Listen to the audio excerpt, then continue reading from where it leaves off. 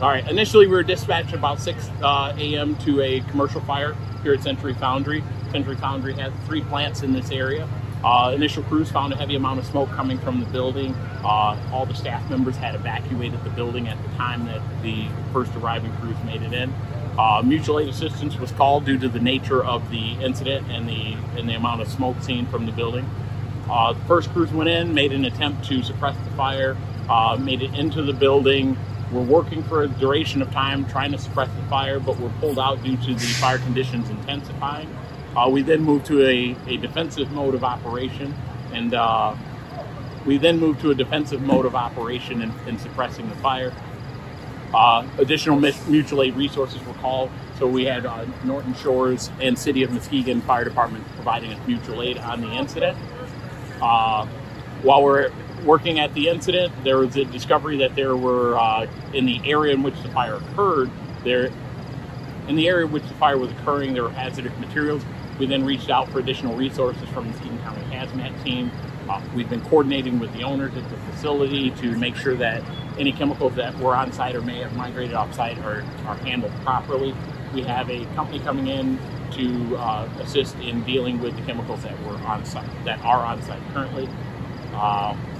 Again, we did have one minor firefighter injury. The firefighter will be seen at a doctor's office. He didn't have to go to the emergency room, but a minor shoulder injury of a firefighter.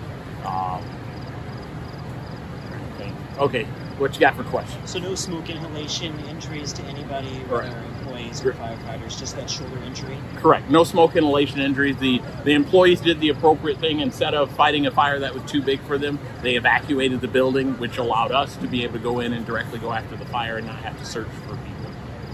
Other witnesses mentioned like an explosion and things like that. Is that something you guys noted? Or? There were small like cylinder explosions, things like that. Not uncommon, especially in an industrial setting. You have things like paint cans and acetylene tanks and things like that that occasionally will explode. But it did not cause any injuries, and it was just part of the normal course of operation and dealing with a commercial fire. In this kind of space, there's definitely chemicals to some degree. Yes. I know you mentioned, because there's a hazmat team, are we working with magnesium or any other particular type of chemicals that make it kind of hard to do this? Okay. At the facility here, they work with a variety of metals, including magnesium. At this point in time, we don't believe the magnesium metals were involved with the ignition of the fire, and the fire suppression activities were not exacerbated or slowed down because of the magnesium on site. So we're fortunate in that regard that we didn't have any issues with the magnesium on site, because it is a very difficult metal to deal with when it's on fire.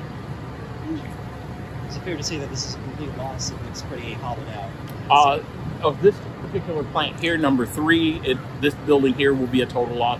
They do have 2 other plant locations on this street here that they're going to resume operations on. So fortunately, the displaced workers will probably be working in the other plants located right nearby.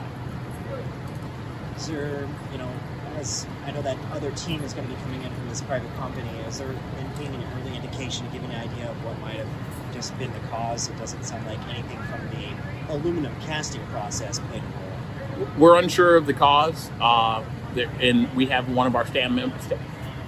We have one of our staff members working to determine the cause of the fire at this time. He's interviewing staff members, and will be later on, after things are slowing down a bit more, getting inside and looking at the area in which the fire originated, seeing what items or opportunities there were to have a fire.